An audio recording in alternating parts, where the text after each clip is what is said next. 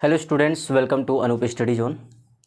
तो जैसा कि हमारा कैलेंडर चल रहा था, तो कैलेंडर में आज जो क्लास में चलने वाला है वो आपका चलने वाला है लीप वर्ष, यानी कि लीप ईयर चलने वाला है। लीप ईयर का मतलब यानी हिंदी में बोला जाता है इसको अधिवर्ष बोला जाता है।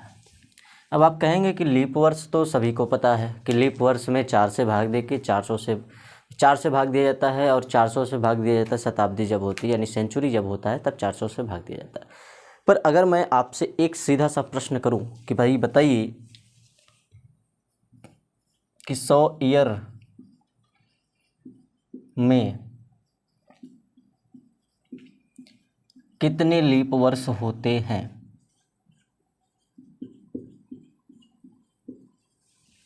तो 100 ईयर्स में यानी 100 वर्ष में कितने लीप वर्ष होते हैं, तो आप क्या करेंगे भाई 4 से भाग दे के। अब यहाँ पर आप ये कर सकते हैं भाई कि 400 से भाग दे दीजिए। तो क्या हमको ये बताइए कि अगर आपको सेंचुरी दिख रहा है, 100 वर्ष पूछ रहा है, तो इसका मतलब क्या है भाई कि सेंचुरी है, तो इसका मतलब 400 से भाग देंगे। अब 400 से भाग दिए तो कितना आया 1/4। अब 1/4 लीप वर्ष का मतलब क्या है भाई कि 1/4 लीप वर्ष क्या आ सकता है ना। तो ऐसा तो है नहीं। तो देखो 400 से भाग देने का मतलब मैं आपको सीधा सा अब चार्ट के माध्यम से समझाऊंगा कि हाँ कितने को लीप वर्ष कहा जाता है और 400 से भाग दिया जाता है तो कितना आता है कितना नहीं आता और क्यों नहीं आता है, इसका भी रीज़न बताएंगे। ठीक है, तो जो लीप वर्ष के बारे में बात करें तो लीप वर्ष हर जो है चौथे साल होता है। हर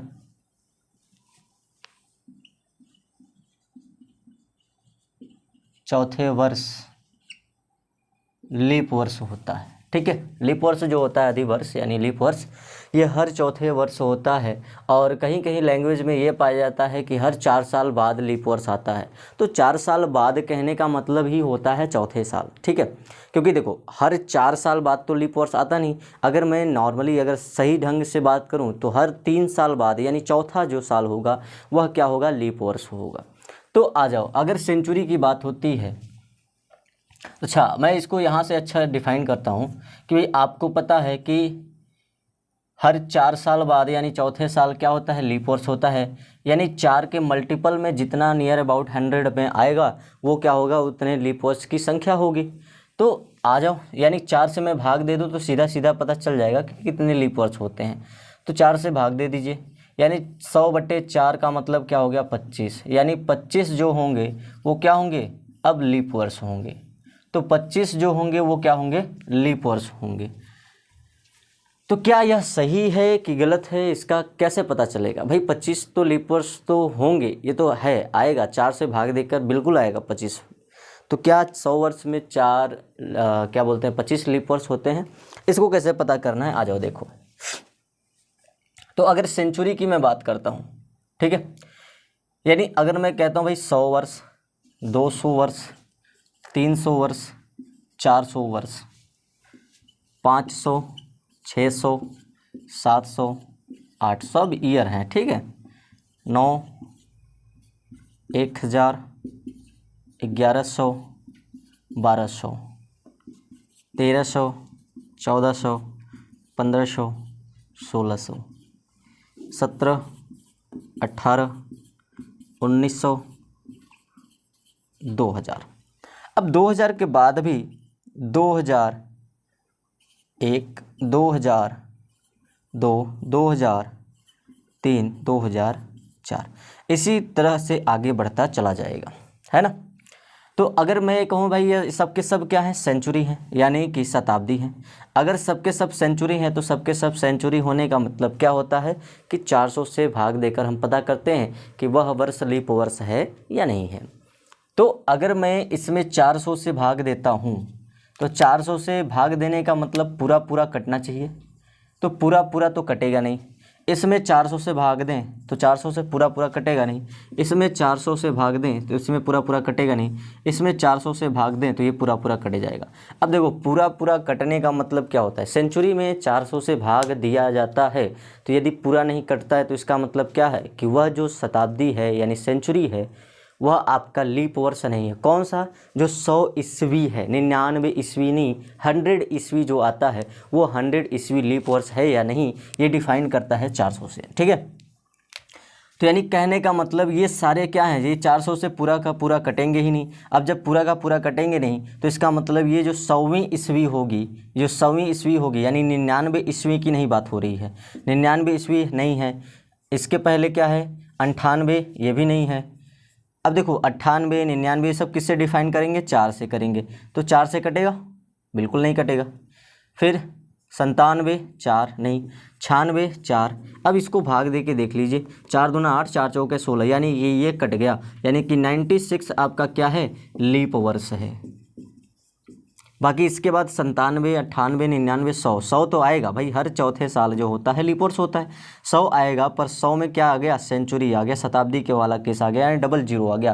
तो डबल जीरो आने का मतलब क्या है? 400 से पूरा पूरा कटेगा नहीं, इसलिए 100वीं ईस्वी जो है वह क्या है? लीप वर्ष नहीं है। ठीक है, इसका मतलब क्या है कि यह लीप वर्ष नहीं है। तो अब जब ये लीप वर्ष नहीं है तो इसका मतलब लीप वर्ष कौन कौन है? हर 400 से जो मल्टीपल में होते हैं ये सारे के सारे क्या हैं? लीप वर्ष हैं। क्या है भाई? लीप वर्ष यानी अधिवर्ष हैं। बाकी ये सब जितने भी लिखे हैं 5, 6, 700, 800, 900, 10, 900, 1000, 1100, 1300, 1400, 1500, 1700, 1800, 1900, 2001, 2002, 2003, ये सारे क्या हैं? लीप वर्ष आपके नहीं हैं।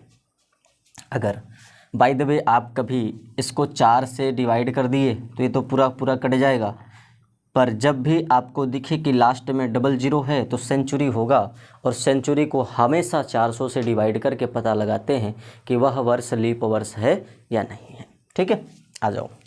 इसके बाद हम लोग देखेंगे, ये हमारा लीप वर्ष हो गया, ये हमारा लीप वर्ष नहीं है, साधारण वर्ष है। सारे के सारे जितने आपको दिख रहे हैं ईस्वी सबके सब साधारण वर्ष हैं, और ये 400, 800, 1200, 1600, 2000, 2004 ये सब क्या हैं? हमारे लीप वर्ष हैं। तो आप बताइए, एक मिनट, यहाँ पे 2001 नहीं होगा, सॉरी, इसके लिए 2001 नहीं होगा,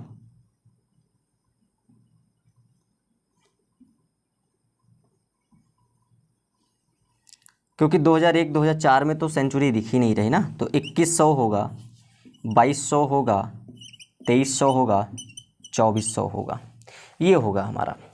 ठीक, अब ये 400 से पूरा डिविजिबल होगा और इसमें सेंचुरी भी हमको दिख रहा है। तो ठीक है, इसके लिए क्षमा चाहते हैं। तो ये हमारा हो गया आपका कि ये सब सारी जो दिख रहे हैं यहाँ से पूरा का पूरा, ये आपका लीप वर्ष नहीं है, साधारण वर्ष में आ जाता है, और ये सारे के सारे क्या हैं? आपके लीप वर्ष आ जाते हैं। यानी कि अब जो 2000 चल रहा है, 2000 के बाद कौन सा लीप वर्ष शताब्दी में आएगा? तो वो आपका होगा 2400 ईस्वी। क्लियर है? अब देखो, आपको पता है कि भाई 100 से मैंने 4 से भाग दिया, यानी कि 100 को ही मैंने 4 से भाग दिया, तो इसका मतलब क्या है भाई? 25 बार गया, और 100 को काट दिया पूरा का पूरा, यानी आया क्या मेरा? 25 आ गया। तो अगर 25 आ गया, देखो मैं इसकी बात कर रहा हूँ कि 100 वर्ष में कितने लीप वर्ष होते हैं। अब देखो 25 तो आ गया, पर हमको ये बताओ कि ये 100वीं जो ईस्वी होगी यह लीप वर्ष होगी क्या? बिल्कुल नहीं होगी। जैसे मान लो अगर मैं 4 ईस्वी की बात करूँ, 4 दूना 8, 4 तिहाई 12, 4 चौके 16, फिर ऐसे ऐसे करते करते 92, 96, फिर 100, यही आएगा। यही आपके टोटल क्या है? 25 हैं जो आपके लीप वर्ष आते हैं। तो ये बताओ कि 4 तो है, बिल्कुल मानता हूँ, 8 है, 112 है, 16 है, पर ये 100वीं ईस्वी जो है ये आपका लीप वर्ष है क्या? यही तो आपको मैंने क्लियर किया यहाँ पर कि 100वीं ईस्वी जो है वो आपका लीप वर्ष नहीं है। तो इसलिए एक कम करेंगे, किसको? इसको, क्योंकि ये लीप वर्ष नहीं है, तो इसका मतलब -1 इज इक्वल टू कितना? 24। तो कुल मिला के 100 ईयर में कितने लीप वर्ष होंगे मेरे भाई? तो आपके लीप वर्ष की संख्या होगी 24। क्लियर है? यहाँ से ये आपके लीप वर्ष को दर्शाता है कि भाई 100 ईस्वी में या 100 वर्ष में, 100 ईस्वी की बात नहीं हो रही, 100 वर्ष की बात हो रही है। तो 100 वर्ष में लीप वर्ष की संख्या कितनी है? 24 है। क्लियर है? तो इसको नोट डाउन करिए, फिर इसके आगे मैं आगे थोड़ा सा आपको समझाता हूँ कि हाँ कौन सा लीप वर्ष होगा। अच्छा, एक चीज़ और मैं ध्यान से समझिएगा, कि अगर मैं कहता हूँ भाई कि 400 वर्ष में कितने लीप वर्ष होंगे, है ना। तो ये मैं कह सकता हूँ कि जो 400 है इसको मैं अगर 4 से डिवाइड करता हूँ तो कितना आएगा भाई, तो 4 एकम 4, कुल मिला के 100 आ जाएंगे। तो क्या 100 लीप वर्ष होते हैं? बिल्कुल भी नहीं होते हैं, क्योंकि देखो अगर मैं 4 से डिवाइड करता हूँ, चलो मान लो 4 से डिवाइड करता हूँ, पर आप कहेंगे सर जी ये 400 है तो इस शताब्दी है, शताब्दी को 4 से नहीं 400 से डिवाइड करके पता लगाते हैं। तो हाँ मेरे भाई सही है, 400 है तो 400 से ही डिवाइड करके पता लगाएंगे, पर कंडीशन ये अप्लाई करता है कि 400 ईस्वी आपका नहीं दिया है, 400 ये वर्ष दिया गया है, यानी आज से 400 वर्षों तक में कितने लीप वर्ष आएंगे इसकी बात कर रहा है, ना कि आपका 400 ईस्वी की बात कर रहा है। क्लियर है। तो 400 वर्ष की बात कर रहा है, तो 400 वर्ष में आपका क्या क्या 100 वर्ष भी आएगा, 200 वर्ष भी आएगा, 300 भी आएगा और 400 वर्ष भी आपका आएगा।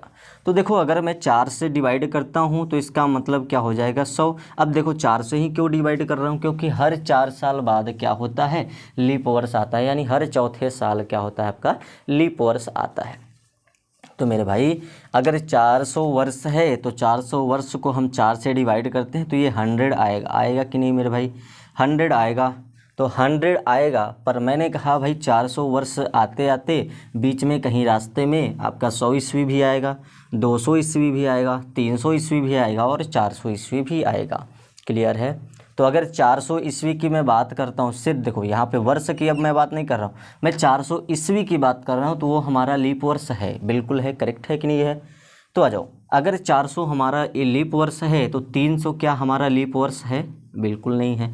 200 हमारा ईस्वी की मैं बात कर रहा हूँ, 200 ईस्वी, 300 ईस्वी की मैं बात कर रहा हूँ। जैसे अभी मेरा क्या चल रहा है 2022 ईस्वी, तो 2022 ईस्वी का कहने का मतलब 2022 ईस्वी यानी इसी वर्ष की मैं बात कर रहा हूँ। ठीक है। अब 2022 ईस्वी की यानी इसी की बात कर रहा हूँ, तो इसका मतलब ये मत समझे कि 1 से लेकर 2022 तक की मैं बात कर रहा हूँ, नहीं बिल्कुल नहीं। 2022 ईस्वी का मतलब ये हुआ। तो 300 ईस्वी आपका लीप वर्ष नहीं है, 200 ईस्वी आपका लीप वर्ष नहीं है और 100 ईस्वी आपका लीप वर्ष नहीं है। तो यानी इस 400 में जितने लीप वर्ष आएंगे उसमें कितने लीप वर्ष कम हो गए, तो 1 2 3 यानी 3 कम हो गए। तो टोटल 400 वर्षों में लीप वर्षों की संख्या कितनी आई, तो 97 होते हैं क्या लीप वर्ष। क्लियर है यहाँ से भाई, एकदम क्लियर है, क्लियर है, क्लियर है, क्लियर है। चलिए आगे, अब इसको आप नोट डाउन करिए। तो इसके आगे मैं थोड़ा सा एक चार्ट बना देता हूँ जो कि आपको हमेशा ध्यान में रखना है और वही चीज़ें आपको क्लियर करेंगी लीप वर्ष की संख्या में। देखो यहाँ से अच्छा एक पॉइंट और मैं बता देता हूँ कि कभी कभी आपको डायरेक्ट दे देता है कि बताइए इनमें से लीप वर्ष कौन सा है, तो उसमें कभी कभी देता है, जैसे मान लो मैं ऑप्शन आपको यही इसी में से चूज करके दे देता हूँ तो आप क्लियर हो जाओगे। जैसे मान लो मैंने पहला ऑप्शन 2000 दिया, दूसरा ऑप्शन 1900 दिया, तीसरा ऑप्शन 1000 दिया, चौथा ऑप्शन मैंने 1100 दे दिया। तो आप कहोगे कि इसमें से लीप वर्ष कौन है, तो आपको पता है कि सेंचुरी के केस में हमेशा 400 से डिवाइड करते हैं और 400 से डिवाइड करने के बाद वो आपका देखो अगर ऑप्शन में देता है, प्रश्न में देता है, तो ऑप्शन में आपसे पूछेगा कि 1900 ईस्वी क्या लीप वर्ष है, तो यानी कि 1900 ईस्वी की बात कर रहा है कि 1900 ईस्वी जो सन चल रहा है वह लीप वर्ष है कि नहीं है। तो ठीक है, तो 1900 आपको यहाँ से पता चल जाएगा, ये पूरे चार्ट में से आपको पता चलेगा कि कौन सा वर्ष लीप वर्ष है कौन सा नहीं है। इसलिए मैंने यहाँ पे बॉक्स बना दिया कि ये सारे के सारे आपके क्या हैं लीप वर्ष हैं।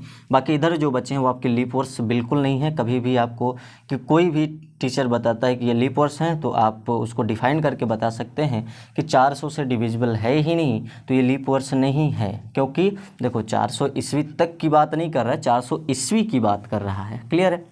तो सेंचुरी के केस में हमेशा 400 से डिवाइड करते हैं, इसका मतलब ये लीप वर्ष नहीं है, ये भी लीप वर्ष नहीं है, ये भी लीप वर्ष नहीं है, तो लीप वर्ष होगा हमारा क्या 2000 ईस्वी होगा। तो कभी कभी 2000 मान लो ऑप्शन में नहीं दिया, 1200 भी दे दिया तो 1200 हमारा ईस्वी होगा। ठीक है, यानी कि आप सीधा सीधा सा एक लॉजिक समझिएगा कि जो 400 के मल्टीपल में हो, 400, 4 दूना 800, 8 4 3 1200, 4 चौका 1600, 4 पंचे 2000, यानी 2000 लगभग इतने जो आपके आते हैं, इसके आगे भी आएंगे, वो सारे के सारे आपके लीप वर्ष होंगे। क्लियर है।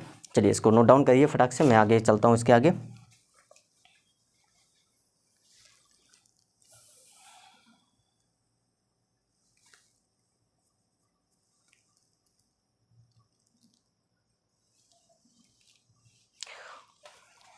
चलिए अच्छा, नोट डाउन कर लीजिएगा इसको, मैं इरेज कर देता हूँ। अच्छा, यहाँ पे जो प्रश्न था उसको मैं फिर से लिख दूँगा, आप क्लियर हो जाइएगा उससे, ठीक है।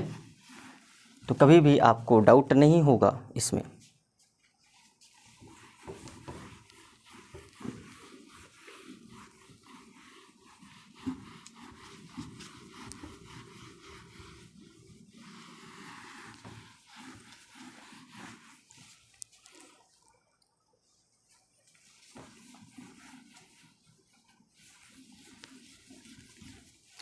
चलिए आगे मैं बात करता हूँ। यदि मैं आपसे प्रश्न करता हूँ कि भाई 200 ईस्वी में बताइए कितने लीप वर्ष होंगे। अब 200 ईयर में यानी वर्ष में 200 साल में कितने लीप वर्ष होंगे, तो आप कमेंट करिए फटाक से और बताइए कितने आपके लीप वर्ष होते हैं 200 ईस्वी में। चलिए 100 वर्ष में,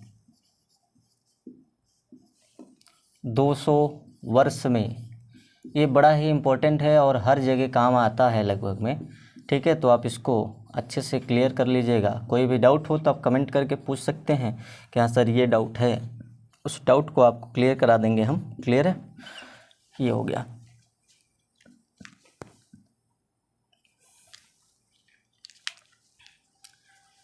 सौ वर्ष में कितने लीप वर्ष होते हैं, 200 वर्ष में कितने लीप वर्ष होते हैं, 300 वर्ष में कितने लीप वर्ष होते हैं और 400 में कितने लीप वर्ष होते हैं।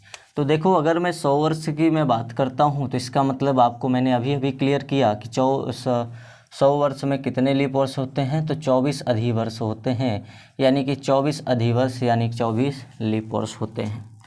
तो अगर 200 की बात करेगा तो 200 ईस्वी का मतलब क्या हो जाएगा, 200 वर्ष की बात क्या हो जाएगा, 100 + 100, यानी 100 ईस्वी बीतेगा, फिर 101 आएगा, फिर 102 आएगा, ऐसे करते करते 200 आ जाएगा।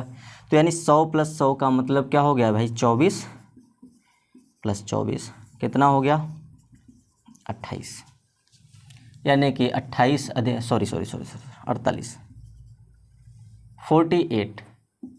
48 अधिवर्ष हो जाएगा। 300 में वैसे ही फिर से 24, यानी 24 × 3 = 72, यानी कि 72 अधिवर्ष होंगे। अब देखो 24 चौका तो होता है 96, पर मैंने आपको क्लियर कराया कि जो 400 ईस्वी है, वर्ष नहीं 400 ईस्वी है, वह आपका लीप वर्ष होता है। क्योंकि जो 100 है, 200 है, 100 200 300, ये तीनों आपके लीप वर्ष नहीं होते हैं। ईस्वी की मैं बात कर रहा हूँ, वर्ष की नहीं, ईस्वी। तो तीनों आपके लीप वर्ष नहीं होते, पर 400 ईस्वी की मैं बात करूँ तो 400 ईस्वी आपका लीप वर्ष होता है। तो अगर मैं यही करूँ कि भाई 100 + 100 + 100, तो टोटल मिला के 24 चौका हो जाएगा 96, पर इनको जोड़ने पे जो 400 ईस्वी आएगा वो 400 ईस्वी आपका लीप वर्ष होगा, इसलिए एक और जोड़ेंगे तो कितना आएगा, 97। तो कुल मिला के 97 आपका क्या होगा, अधिवर्ष होगा, किसमें भाई, 400 वर्ष में। क्लियर है आपका, तो इसको नोट डाउन कर लीजिएगा, मैं बॉक्स में कर दे रहा हूँ इसको। वेरी इंपॉर्टेंट है, इसको हमेशा ध्यान में रखिएगा, इससे भी आपके प्रश्न बनते हैं। प्रश्न आपको डायरेक्टली पूछा जाता है कि बताइए इतने वर्ष में कितने लीप वर्ष होंगे, या इतने वर्षों में कितने लीप वर्ष की संख्या होगी।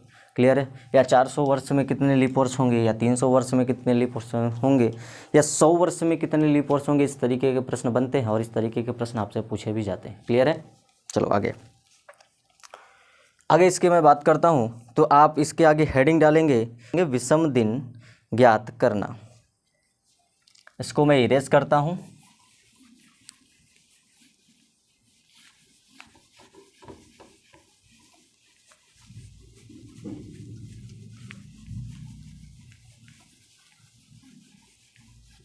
और पूरे कैलेंडर में सबसे इम्पोर्टेंट टॉपिक आपका यही है कि विषम दिन ज्ञात करना। सबसे ज़्यादा इम्पोर्टेंट आप इसी को देंगे, क्योंकि इसी के वजह से आपको जो भी डेट से पूछा जाता है कि हाँ इसका बताइए कि ये किस दिन को होगा। कोई भी डेट मान लो दे दिया गया कि 15 अगस्त 1947 को कौन सा दिन होगा, तो आप इस चीज़ को निकालने के लिए विषम दिन की संख्या ज्ञात करने वाला लॉजिक आपका यूज काम आएगा। क्लियर है,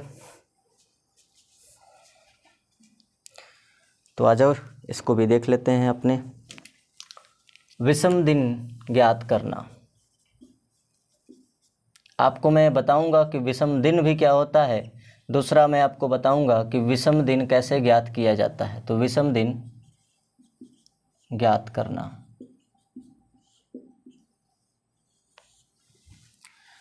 अब देखो विषम दिन ज्ञात करने का मतलब क्या हो गया भाई, कि विषम दिन ज्ञात कैसे किया जाता है। अब बात आती है कि विषम दिन होता क्या है।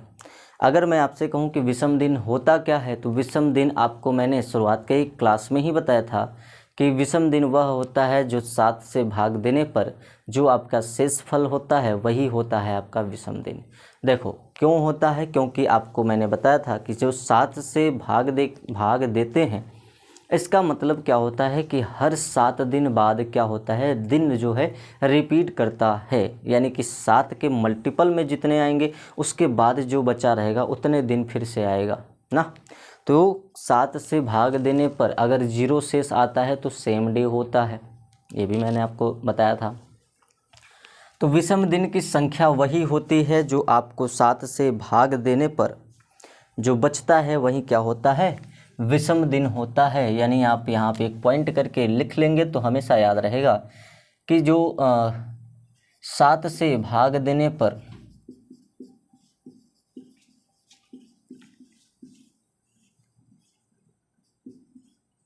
जो शेष फल बचता है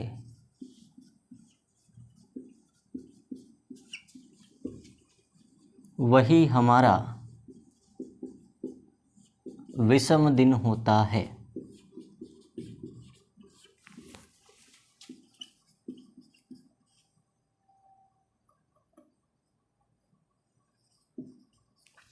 क्लियर है, यानी 7 से भाग देने पर जो शेषफल बचता है वही हमारा विषम दिन होता है।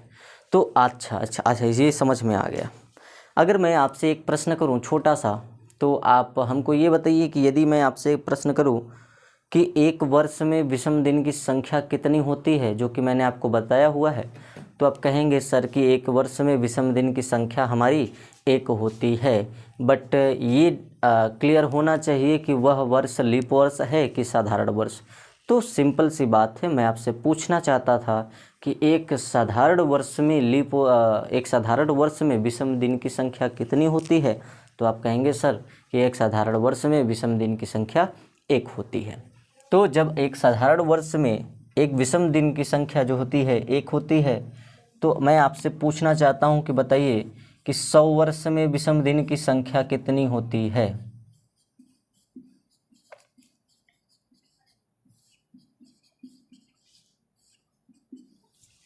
100 वर्ष में विषम दिन की संख्या कितनी होती है। तो इसको बताने से पहले आपसे मैं एक छोटा सा प्रश्न करना चाहता हूं कि बताइए कि 100 दिन में विषम दिन की संख्या कितनी होती है। 100 दिन में विषम दिन की संख्या कितनी होती है। अच्छा चलिए मैं आपसे कहता हूं कि भाई विषम दिन जो है वो क्या है आपका। मैं कहता हूं कि भाई एक वर्ष में, आपसे मैंने कहा था कि भाई एक वर्ष में कैसा वर्ष है, साधारण वर्ष है। अब देखो साधारण वर्ष जो है एक वर्ष में एक विषम दिन होता है, यानी एक रिमाइंडर होता है। क्लियर है, ये आपको बताया गया है। तो एक वर्ष में एक विषम दिन होता है, तो आपसे पूछा जा रहा है कि 100 दिन में विषम दिन की संख्या कितनी होगी। तो मैंने कहा भाई ये जो 7 से भाग देने पर जो शेष फल बचता है वही हमारा विषम दिन होता है। तो आप सिंपल सी बात है, इसको 7 से भाग दे दीजिए 100 को। जब मैं 7 से भाग दूंगा 100 को, तो इसका मतलब 7 एकम 7 हो गया, 3 बचा 0, 7 चौका 28 हो गया, 28 का मतलब 2 बचा शेष। तो इसका मतलब 100 दिन में विषम दिन की संख्या कितनी होगी, 2 होगी। यही शेषफल होता है हमारा विषम दिन, और जिसे कहा जाता है ऑड डे, और इसे ही कहा जाता है बचा हुआ दिन, यानी एक्स्ट्रा दिन। ठीक है, तो 100 दिन में विषम दिन की संख्या तो आपने निकाल लिया कि भाई 7 से भाग दे दो, दिन है तो दिन तो रिपीट करता ही है ऑटोमेटिक। आपको पता है कि 7 दिन बाद जो है दिन फिर से रिपीट करता है, इसलिए 7 से भाग दे के हम दिन था तो भाग दे दिए। पर वही मैं आपसे कहूं कि भाई 100 वर्ष में विषम दिन की संख्या कितनी होगी, तब आपका जवाब क्या होगा। जल्दी से आपका, यदि आपको पता है तो आप कमेंट करके तुरंत बताइए कि कितने होंगे 100 वर्ष में विषम दिन। ठीक है, चलिए। अच्छा, अब इसको हमको फाइंड आउट करना है 100 वर्ष में विषम दिन कितने होते हैं।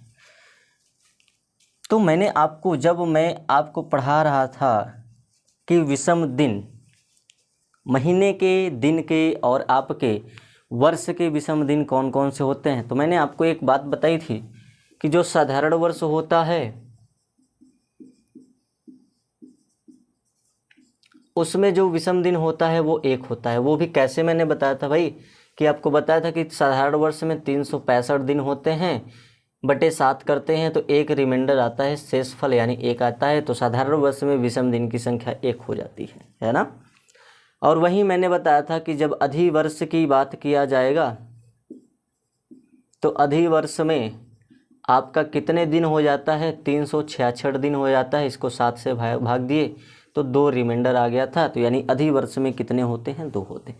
अच्छा, यहाँ से मैं एक पॉइंट आपको बिल्कुल आसान तरीके से समझाना चाहता हूँ कि आखिर चीज़ें क्लियर कैसे करनी है, वो चीज़ मैं आपको समझाना चाहता हूँ। अच्छा, ये बताओ, अगर मैं आपसे एक प्रश्न करता हूँ यहाँ पे कि इसमें और इसमें क्या अंतर है, दोनों में क्या अंतर है कि आपका 1 और 2 शेषफल बच जा रहा है, और आपको दिक्कत कहाँ पे होती है कि जब आपको मैं समझाऊंगा कि भाई अधिवर्ष और साधारण वर्ष से कंपेयर करने पर 2 दिन एक्स्ट्रा होते हैं, पर 2 दिन के मतलब क्या होता है कि 1 ही दिन तो एक्स्ट्रा होता है, इसका मतलब ये है।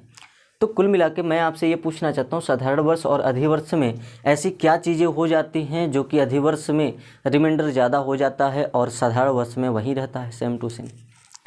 तो आप कहेंगे कि सर जो अधिवर्ष है और साधारण वर्ष है, तो साधारण वर्ष में 365 दिन होते हैं, तो अधिवर्ष में 366 दिन होते हैं। अब 366 और 365 के अंतर की बात करें तो 1 प्लस होता है, किसमें? अधिवर्ष में। अब जब अधिवर्ष में 1 प्लस होता है तो कौन सा होता है भाई? आपका 1 प्लस होता है तो कौन सा होता है? 29 फरवरी होता है। यही आपका लीप वर्ष लेके आता है।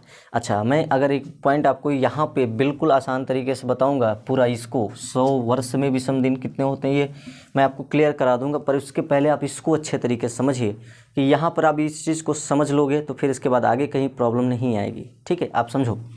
यदि अधिवर्ष की मैं बात करता हूँ तो लीप वर्ष है। अब ये लीप वर्ष में से अगर मैं 1 दिन एक्स्ट्रा होता है तो यही 29 फरवरी एक्स्ट्रा होता है, जिसकी वजह से 2 रिमाइंडर आ जाता है, और जिसकी वजह से साधारण वर्ष से 1 दिन एक्स्ट्रा हो जाता है ना। तो अगर मैं इसी 1 दिन को निकाल दूं, किस में से? अधिवर्ष में, तो ये भी कितने दिन का हो जाएगा? 365 दिन का हो जाएगा। 365 दिन का मतलब क्या हो जाएगा भाई? 365 दिन का मतलब क्या हो जाएगा भाई? साधारण वर्ष हो जाएगा। होगा कि नहीं? होगा कि नहीं? बिल्कुल सच, हाँ एकदम फटाक से बताइए हमको, होगा कि नहीं? ये 1 दिन मैं अगर 366 दिन में से निकाल दूं तो ये भी एक साधारण वर्ष हो जाएगा कि नहीं हो जाएगा? हो जाएगा, बिल्कुल हो जाएगा। तो यानी साधारण वर्ष से पता कैसा चलता है कि लीप वर्ष आता है, तो इसका मतलब हर जो लीप वर्ष आता है उसमें 1 ही दिन एक्स्ट्रा होता है। किसके वजह से? साधारण वर्ष से कंपेयर करने पर। अगर साधारण वर्ष है उससे मैं कंपेयर करूं तो लीप वर्ष जो है वो 1 दिन एक्स्ट्रा होता है 29 फरवरी का। अगर उस 29 फरवरी को मैं निकाल लूं उसमें से तो वह भी एक साधारण वर्ष होगा कि नहीं? समझ में आया कि नहीं?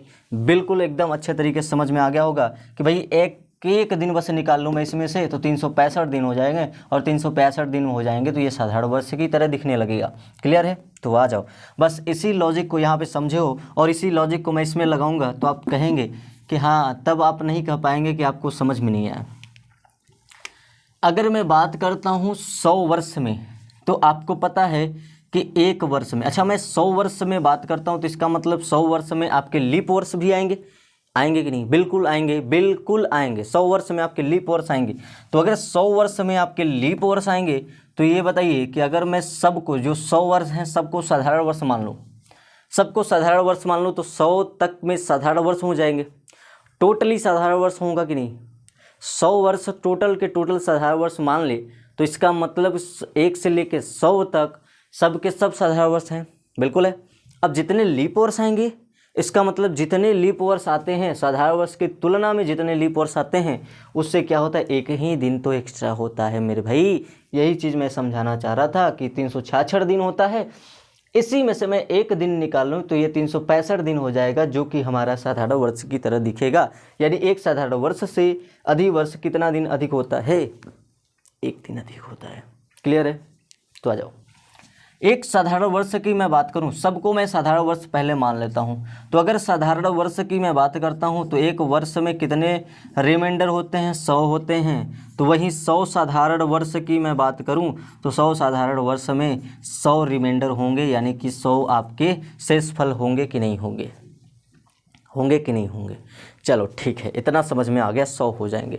पर मैंने ये क्या काम किया कि मैंने ये काम कर दिया इसमें कि जो 100 वर्ष हैं वो सब के सब को मैंने साधारण वर्ष मान लिए। तो इसका मतलब मैं ये पॉइंट आपको समझा दूं कि मैं आपको ये कहना चाहता हूं कि जब मैंने 100 को साधारण वर्ष मान लिया तो इसका मतलब 100 वर्ष में जितने भी लीप वर्ष आएंगे उतने एक दिन एक्स्ट्रा लेके आएंगे कि नहीं। 100 वर्ष में जितने भी लीप वर्ष आएंगे उतने एक दिन बस एक्स्ट्रा लेके आएंगे। जो अधिवर्ष, जो लीप वर्ष आएगा 100 वर्षों में, वही आपका एक दिन करके एक्स्ट्रा लेके आएगा। बाकी मैंने साधारण वर्ष का तो रिमाइंडर जोड़ रखा है ना भाई। देखो साधारण, ये 2 रिमाइंडर आने का मतलब क्या है, एक साधारण वर्ष का रिमाइंडर आता है और जो 365 से 366 हो गया वही एक आता है, तो टोटल मिला के 2 हो जाता है कि नहीं। अगर मैं साधारण वर्ष वाला ले चुका हूँ तो इसका मतलब बचा क्या है, अधिवर्ष वाला, जो कि एक दिन बढ़ता है। कौन बढ़ता है, 29 फरवरी। तो यानी जितने भी लीप वर्ष आएंगे उतने ही आपके विषम दिन आएंगे। क्लियर है। तो बताओ 100 वर्षों में, मैंने आपको जस्ट पहले अभी बताया कि 100 वर्षों में लीप वर्ष कितना होता है भाई, तो लीप वर्ष होता है आपका 24, टोटल हो जाएगा 124। अब विषम दिन निकालने के लिए 7 से भाग देते हैं, तो 7 से भाग दोगे तो आएगा 5 रिमाइंडर। भाग दे के देख लो, 7 भागे 124, तो 7 एकम 7, 5 4 7 7 49, बचा 5। ठीक है, 5 रिमाइंडर। यानी अगर आपसे पूछा जाए कि 100 वर्षों में विषम दिन की संख्या कितनी होती है तो मेरे भाई होता है 5। क्लियर है, क्लियर है कि नहीं। यहाँ पे एकदम बिल्कुल अच्छे तरीके से समझ में आ गया होगा, इसीलिए मैंने दोनों को साथ में लेके चला ताकि आपको बिल्कुल अच्छे तरीके से समझ में आ जाए। अच्छा, अगर दूसरा लॉजिक की बात करूँ तो आप चाहो तो इसको इस तरीके से भी कह सकते हो कि एक वर्ष में 365 दिन होते हैं, है ना। एक वर्ष में 365 दिन होते हैं, तो 100 वर्ष में 365 के आगे डबल जीरो लगा दो। पर 100 वर्षों में आपके 24 लीप वर्ष होते हैं, तो 24 और जोड़ दो, तो टोटल उतने दिन आ जाएंगे। तो इतना लंबा चौड़ा कैलकुलेशन कौन करने जाएगा। फिर उसको 7 से भाग दो, 7 से भाग देने पर फिर जो शेष बचेगा वहीं आपका रिमाइंडर होगा, वहीं आपका विषम दिन होगा। तो सिंपल सी बात है, आपको ये पता होना चाहिए। जितने भी वर्ष पूछ ले कोई दिक्कत नहीं, कोई प्रॉब्लम नहीं है। 100 वर्ष, 500, 600, 700, 800, 900, 1000, 2000, 1200, कुछ भी पूछ ले, एनीथिंग, एनी नंबर्स। 100 वर्ष में 100 विषम दिन होंगे, 100 वर्ष में 100 विषम दिन होंगे, क्योंकि एक वर्ष में एक विषम दिन होता है। किसमें, साधारण वर्ष में। 100 वर्ष जो साधारण वर्ष माने तो 100 विषम दिन हो जाएंगे। तो इसका मतलब लीप वर्ष जितने आएंगे वहीं उतने विषम दिन भी लेके आएंगे, यानी उतने एक्स्ट्रा दिन लेके आएंगे। एक ही दिन तो एक्स्ट्रा लेके आता है फरवरी का, तो लीप वर्ष आता है 24 100 में, तो इसका मतलब 24 एक्स्ट्रा दिन लेके आएगा। तो 100 + 24 यानी 124/7/5। ठीक है, क्लियर हो गया। चलो आ जाओ। अब इसी के आगे हम लोग करते हैं कंटिन्यू। तो देखो इसके बाद मैं क्या आपको पॉइंट बताना चाहता हूँ, तो अब इसको नोट करिए फटाक से, जल्दी से, एकदम हो जाएगा। चलो आ जाओ, इसके आगे देखो। अब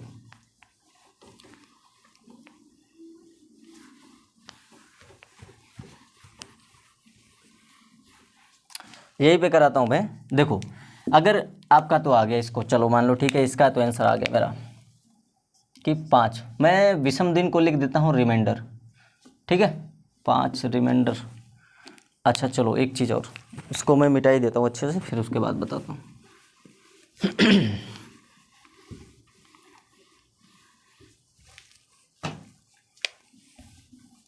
विषम दिन 5। अच्छा 200 की मैं बात करूँ तो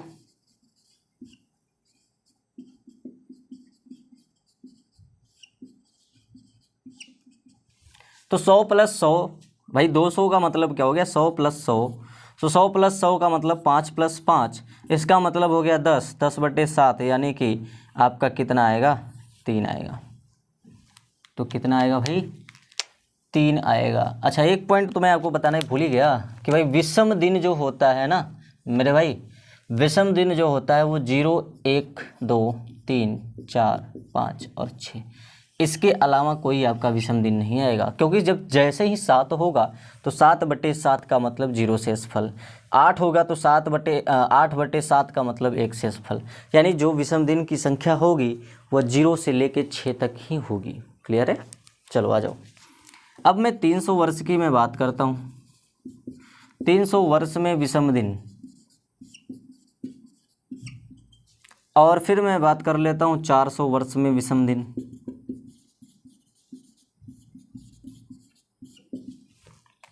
अच्छा, तो आप कहेंगे सर जी 100 + 100 + 100 यानी 300, तो आप ऐसे भी कर सकते हो 200 + 100 यानी कि 300 हो जाएगा। और 300 देखो, हर बार 100 करने की ज़रूरत नहीं है, जितना हो सके उतना अधिक बड़ी संख्या ले लो, फिर उसके बाद करो। तो 200 में 3 होता है, 100 में 5 होता है, तो 8 हो गया, 8/7 का मतलब 1। 400 की मैं बात करता हूँ। अच्छा, 400 की आ गई भाई, 400 400 400, तो आपको एक चीज़ यहाँ पे दिक्कत आ जाएगी। चलो अच्छा, मैं करता हूँ 400 की। तो 300 + 100 तो कितना हो जाएगा? 300 में 1, 100 में कितना हो जाएगा? 5, टोटल मिला के हो गया 6। अब 6 आ गया तो इसका मतलब 400 में 6 ही होगा। हैं मेरे भाई, आप समझो इस बात को।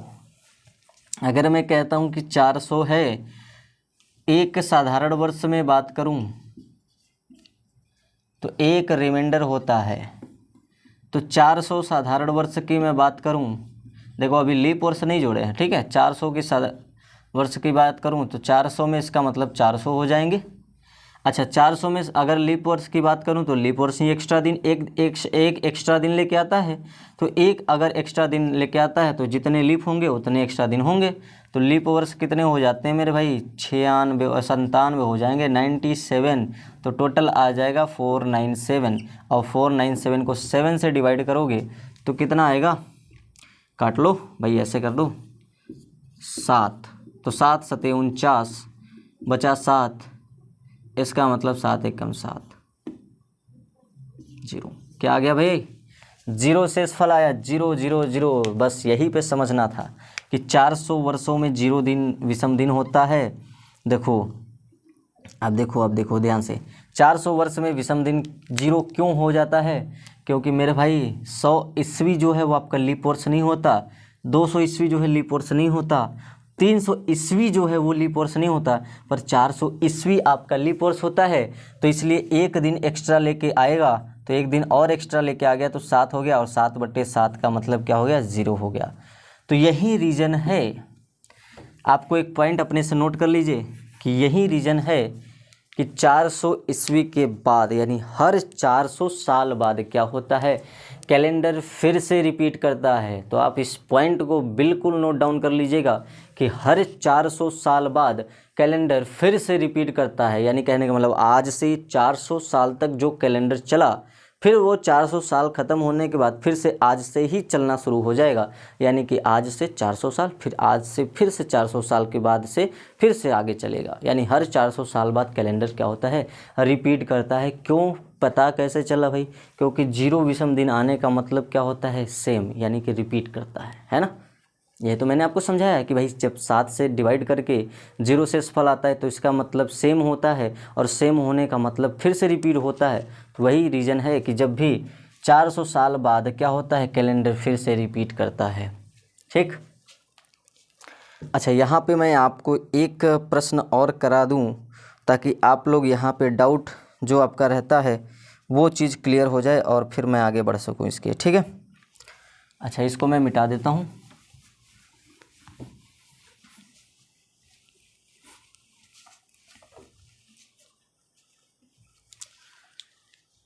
अच्छा, एक पॉइंट आपको हमको बतानी है। अच्छा, ये समझ में आ गया? बिल्कुल अच्छे तरीके से समझ में आ गया।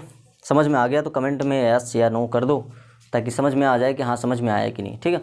फिर इसके बाद अगर यहाँ तक समझ में आ गया तो लाइक कर दो, शेयर कर दो, और दूसरों के साथ शेयर ज़रूर कर दो आप लोग। ठीक है। और फिर इसके बाद देखो, अगर ये विषम दिन होता है तो विषम दिन का मतलब ही क्या होता है?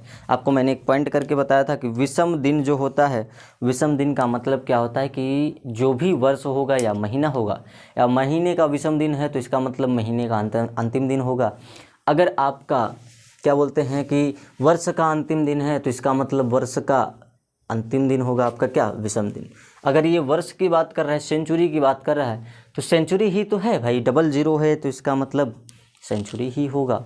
यानी अब अगर मैं बात करूं कि 100 वर्ष, तो 100 वर्ष में जो 100वीं ईस्वी होगी, इसी ईस्वी का अंतिम दिन तो होगा 5, क्योंकि विषम दिन का मतलब अंतिम दिन होता है ना। 200 वर्ष की मैं बात करूं और 200 ईस्वी की बात करूं, 200 ईस्वी की ही तो यह है 3 दिन।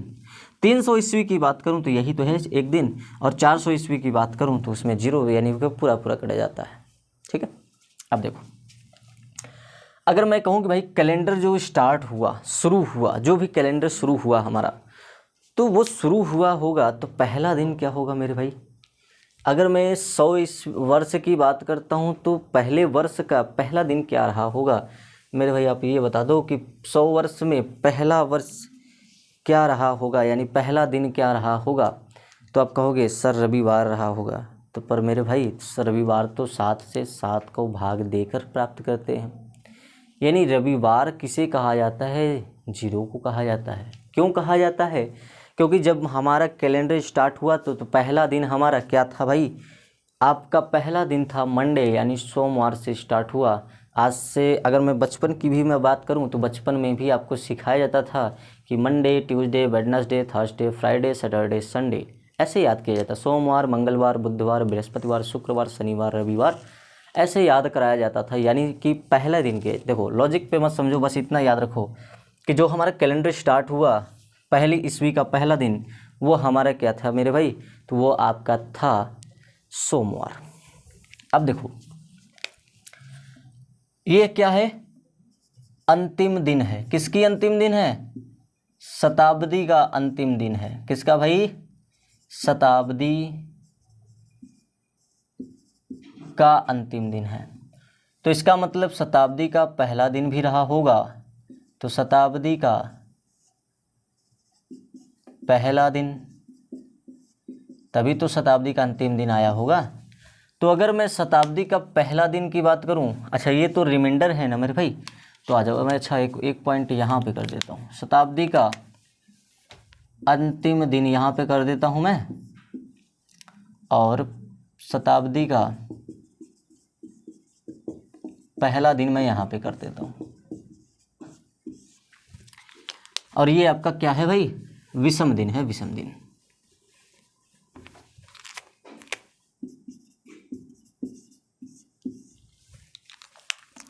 अब देखो विषम दिन की मैं बात करूं तो अच्छा शताब्दी का अंतिम दिन ही विषम दिन का होगा। अच्छा पहले दिन की मैं बात करूं तो पहला दिन क्या रहा होगा, सोमवार, यानी मंडे।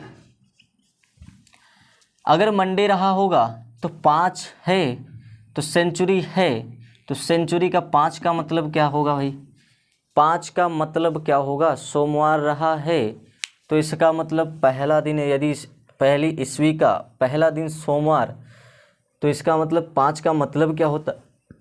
अच्छा एक बात बता दो, जब भी आपका कैलेंडर था स्टार्ट हुआ, तो कैलेंडर में स्टार्ट होते समय पहला दिन सोमवार था,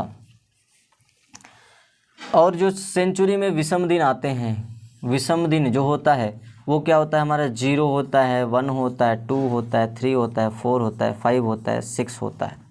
तो ये जो है आपके 0 का मतलब हो जाता है संडे। ये कब काम आएगा, जब आपको कोई भी दिन नहीं दिया जाएगा। जैसे मान लो 2 तरीके के प्रश्न पूछे जाते हैं दिन से। एक प्रश्न पूछा जाता है कि यदि 1 अगस्त 2019 को संडे है तो बताइए 31 दिसंबर 2019 को कौन सा दिन होगा। तो एक पहला दिन देकर पूछा जाता है, दूसरा आपसे डायरेक्ट पूछा जाता है कि बताइए 14 अगस्त 1987 को कौन सा दिन था। तो इस तरीके से प्रश्न पूछा जाए। जब आपको कुछ भी मालूम नहीं तो वहाँ पे विषम दिन काम आता है, और विषम दिन काम आता है तो विषम दिन का मतलब जो शेष बचता है वहीं आपका विषम दिन है। तो शेष में 0 का मतलब होता है संडे, 1 का मतलब होता है मंडे, 2 का मतलब होता है ट्यूसडे, 3 का मतलब होता है वेडनेसडे, 4 का मतलब होता है थर्सडे, 5 का मतलब होता है फ्राइडे, 6 का मतलब होता है सैटरडे। इसको बिल्कुल अच्छे तरीके से नोट डाउन कर लीजिए। अच्छा अब मैं बात करता हूँ 5 की, तो 5 आपका विषम दिन है 100 ईस्वी में, तो इसका मतलब 5 का क्या हो जाएगा, फ्राइडे यानी कि शुक्रवार हो जाएगा। 3 है तो 3 का मतलब क्या हो जाएगा, बुधवार हो जाएगा। 1 है तो 1 का मतलब क्या हो जाएगा मेरे भाई, सोमवार हो जाएगा। 0 है तो 0 का मतलब क्या हो जाएगा मेरे भाई, रविवार हो जाएगा। यही तो है अंतिम दिन भाई, इसका अंतिम दिन यही तो है। तो जब आपको यहाँ पे इसकी विषम दिन की बात हो गई, विषम दिन में जो बचता है वो क्या होता है, इस तरीके से चार्ट में होता है। और इस तरीके के चार्ट में होने का मतलब क्या हो गया कि अगर 5 है तो 5 का मतलब फ्राइडे होता है, 1 बचता है तो 1 बचने का मतलब मंडे होता है, और 3 बचता है तो बुधवार हो गया, वेडनेसडे, और 0 बचता है तो रविवार हो गया। अच्छा, अब मैं सेंचुरी की पहली ईस्वी की और पहली तारीख की बात करता हूँ। तो यदि सोमवार से स्टार्ट हुआ तो अंतिम क्या हो गया सेंचुरी का, शुक्रवार हो गया। तो बताओ, सोमवार से स्टार्ट हुआ, सेंचुरी का अंतिम शुक्रवार हो गया, तो सेंचुरी का अंतिम जो सवी ईस्वी का अंतिम होगा वो क्या होगा, शुक्रवार है। तो इसका मतलब 101 ईस्वी का पहला दिन क्या हो जाएगा भाई, ये 200 वर्ष, इसका मतलब क्या होगा 101 से चला होगा। तो 101 का पहला दिन क्या हो जाएगा, जब अंतिम शुक्रवार है तो फिर शनिवार होगा। अगर शनिवार है तो इस ईस्वी यानी कि 101 से 200 चला, तभी तो 200 वर्ष हुए, 200 ईस्वी हो जाए। तो इसका मतलब अंतिम दिन ये हो गया। तो फिर से पहला दिन क्या हो जाएगा, बुधवार के बाद बृहस्पतिवार, और फिर अंतिम दिन, फिर पहला दिन क्या हो जाएगा, सोमवार का मतलब मंगलवार हो जाएगा, और फिर अंतिम दिन रविवार हो जाएगा। और फिर से रविवार से यानी कि रविवार के बाद फिर से सोमवार से सेंचुरी फिर से स्टार्ट हो जाएगी 400 वर्षों तक सर्कल के अनुसार। ठीक है, यही तो आपको पॉइंट मैंने बताया कि 0 आने का मतलब क्या हो गया कि आपका फिर से कैलेंडर शुरू होने लगा। 400 साल बीता, फिर से कैलेंडर शुरू हो गया, वहीं सेम टू सेम उठा के आगे 400 साल तक फिर से चलेगा वहीं। तो वहीं देखो, मैंने सोमवार पहला इसीलिए बताया भाई, सोमवार है तो सोमवार के बाद रविवार पे ख़त्म हो गया, तो फिर से इसके बाद सेम टू सेम यही कैलेंडर फिर उठा के चलेगा, तो पहला दिन क्या हो जाएगा, सोमवार हो जाएगा। क्लियर है? तो इस पॉइंट को आप बिल्कुल भी अच्छे तरीके से यो नोट करेंगे, सबसे ज़्यादा इम्पोर्टेंट है आपके लिए। यहाँ से भी प्रश्न बनता है कि शताब्दी का पहला दिन कौन कौन हो सकता है और शताब्दी का अंतिम दिन कौन कौन हो सकता है, या कौन सा शताब्दी निम्नलिखित में से किसी भी शताब्दी के पहले दिन कौन कौन हो सकते हैं, और निम्नलिखित में से किसी भी शताब्दी का अंतिम दिन कौन कौन हो सकता है। 2 तरीके से प्रश्न बनते हैं, या तो आपको पूरा ये दे देगा क्या इतने दिन हो सकते हैं, या तो इसमें से 1 दे के 3 इसमें से दे देगा, पूछेगा कि पहला दिन निम्नलिखित में से कौन सा है। ठीक है, तो आप इसको बिल्कुल अच्छे तरीके से नोट कर लीजिएगा। फिर इसके बाद हम आगे बढ़ते हैं। तो हमारा अगला जो टॉपिक होगा वो हमारा होगा निर्धारित तिथि पर दिन ज्ञात करना। अच्छा, निर्धारित तिथि पर दिन ज्ञात करने से पहले मैं आपको एक पॉइंट और बताऊंगा जो कि बहुत ही इम्पोर्टेंट है। क्यों? देखो, अच्छा इसी में मैं बता देता हूँ। अगर मैं विषम दिन की मैं बात करता हूँ तो आपको विषम दिन पता हो गया, पर वहीं अगर मैं कह दूँ भाई कि 1120 वर्ष में, या सीधे सीधे अच्छा मैं बात करता हूँ अभी, फिर इसके बाद समझाऊँगा, 1100 वर्ष में विषम दिन कितने होंगे, ऐसा भी प्रश्न पूछा जाता है।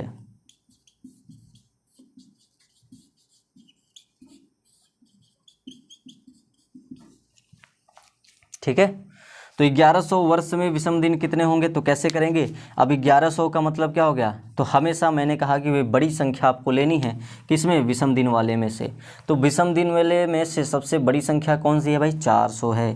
तो इसका मतलब 1100 है तो इसका मतलब 400 प्लस 400 प्लस 400 तो होगा नहीं, क्योंकि 1200 हो जाएगा फिर। ठीक है, यानी 400 प्लस 400 कर सकता हूँ, और फिर 8 हो गया, 8 2 10 1 11, यानी 300 हो जाएगा। 4 4 8 8 3 11, 1100 हो गया। तो बताओ 400 में कितने विषम दिन, 0, 400 में 0, 300 में विषम दिन कितने, 1, यानी टोटल मिला के आपका 1100 में विषम दिन की संख्या कितनी हो जाएगी, 1 हो जाएगी। क्लियर है? तो टोटल मिला के 1100 में विषम दिन की संख्या कितनी हो जाएगी मेरे भाई, तो 1 आपकी विषम दिन हो जाएगी।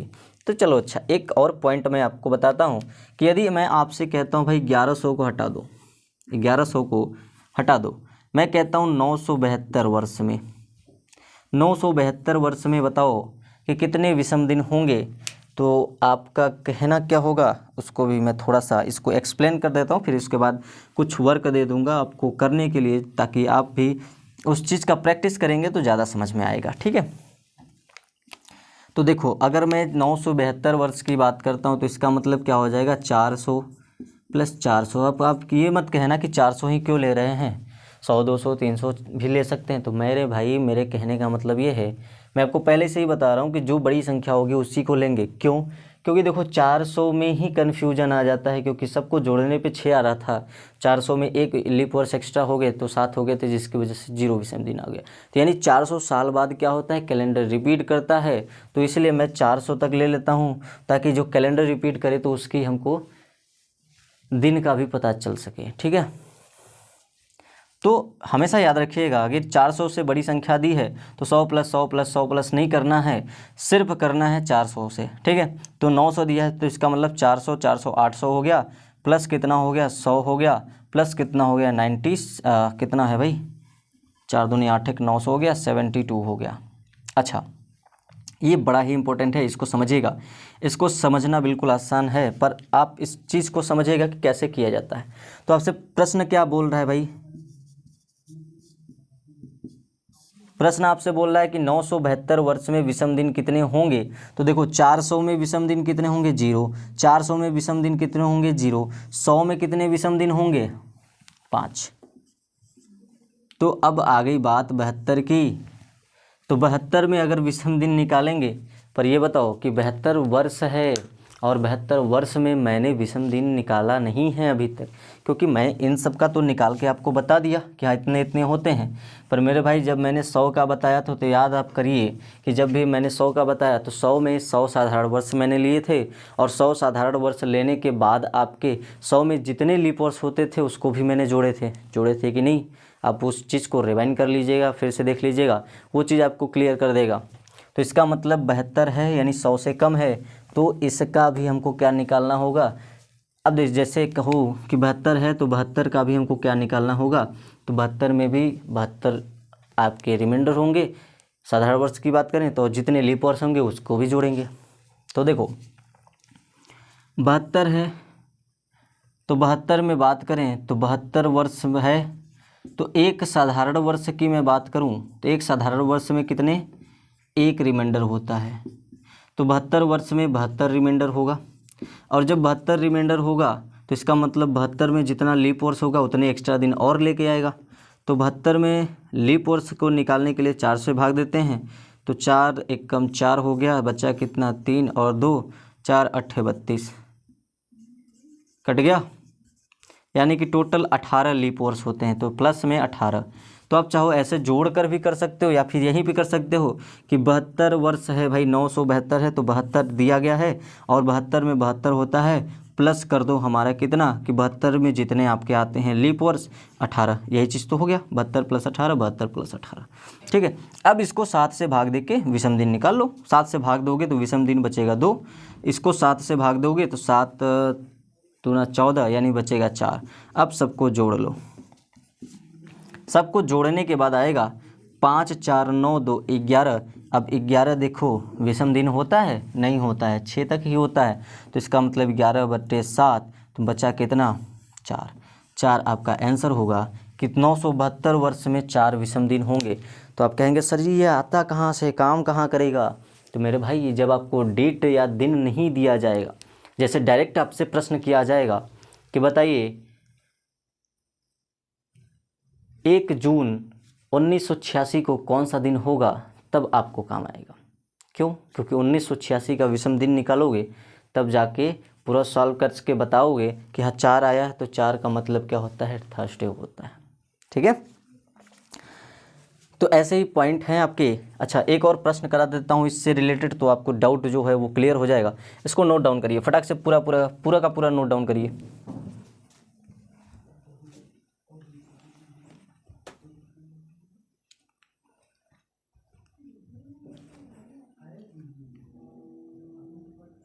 चलिए नोट डाउन हो गया। अच्छा इसको नोट डाउन कर लीजिएगा, फिर मैं आगे बताता हूँ। आ जाओ। अब देखो अगर, अच्छा मैं एक प्रश्न बोल देता हूँ उसको करिए, तब से मैं इरेज करता हूँ। ठीक है, 1920 1920 वर्ष में आप बताएंगे कि कितने आपके विषम दिन होते हैं। 1920 वर्ष में 1920 वर्ष में कितने विषम दिन होते हैं। 1920 वर्ष में कितने विषम दिन होते हैं।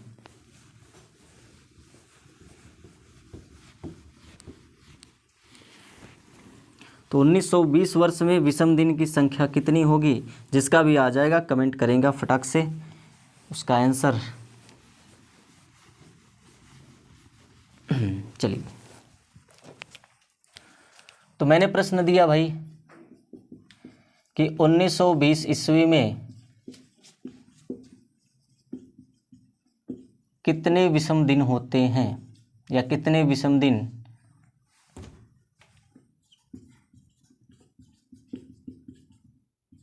होंगे। तो 1920 वर्ष में कितने विषम दिन होंगे बताइए। अच्छा चलो अब फिर समझ लो। अब देखो 1900 है तो इसका मतलब 4 के मल्टीपल में होगा, तो 4 चौका 16 हो जाएगा, 4 पंचे 20 हो जाएगा, 20 होने का मतलब 2000 चला जाएगा। तो देखो 400 प्लस 400 प्लस 400 प्लस 400, अब इतना 400 लिखने की ज़रूरत नहीं है, आप 400 गुणे 4 भी कर सकते हो तो 1600 आ जाएगा। 400 गुणे 4 कर दो 16 आ जाएगा। 1600 हो गया प्लस कितना 300 कर दो 1900 हो गया, प्लस कितना 20। अब देखो 20 वर्ष में 20 साधारण वर्ष की मैं बात करूं तो 20 साधारण वर्ष में 20 आपके विषम दिन हो जाएंगे, पर 20 में जितने लीप वर्ष आएंगे उतने एक्स्ट्रा दिन आएगा। तो लीप वर्ष लाने के लिए 4 से भाग देते हैं तो इसका मतलब 5 आएगा। 4 पंचे 20 यानी 5 आपका क्या हो जाएगा, 20 वर्ष में 5 आपके विषम लीप वर्ष होंगे, है ना। ठीक है। अब देखो 400 मतलब 400 का कितना 0, तो 0 में आप किसी भी संख्या का मल्टीप्लाई करते हो तो वो आता ही है 0। 300 में कितना विषम दिन, तो 1 विषम दिन होगा। 20 में कितना विषम दिन, तो 7 से भाग देंगे, 7 दूना 14 यानी 6 बचेगा। अब 5 में 5 का तो 5 ही रहेगा क्योंकि ये 7 से कम है, तो जोड़ दो 6 5 11 1 12, और 12 का मतलब 7 से अधिक है तो इसका मतलब 7 से भाग दे दीजिए तो कितना हो जाएगा 5, यानी 5 आपके विषम दिन होंगे किसमें 1920 वर्ष में। ठीक है। तो इस तरीके से आप विषम दिन, तो आज का टॉपिक मैंने क्या क्या कवर किया, एक मैंने आपका टॉपिक कवर किया लीप वर्ष, और दूसरा टॉपिक क्लियर किया विषम दिन, और तीसरा टॉपिक इसी में मैंने कवर कर दिया कि विषम दिन यानी कि किसी भी सेंचुरी का अंतिम और पहला दिन क्या होता है। ठीक है। तो ये तीन टॉपिक मैंने आज के क्लास में कवर किया। तो आ जाओ कुछ वर्क देता हूँ, अब करके आना। 1668 वर्ष, 1236 वर्ष, 1986 वर्ष,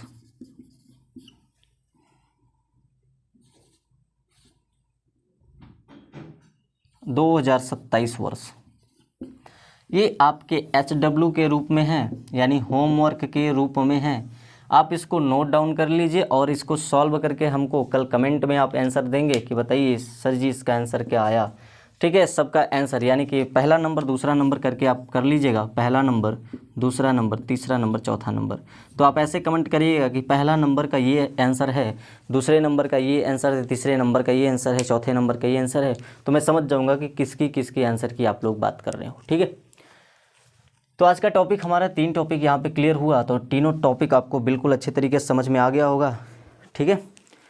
तो अगर अच्छे तरीके से समझ में आ गया है तो लाइक कर दो, शेयर कर दो, दोस्तों के साथ शेयर करना ना भूलो। ठीक है। क्योंकि उनको भी इस चीज़ का फ़ायदा मिले जो आपको मैं दे रहा हूँ। ठीक है। तो मिलते हैं अगले क्लास में इसके आगे वाले टॉपिक के साथ, तब तक के लिए धन्यवाद।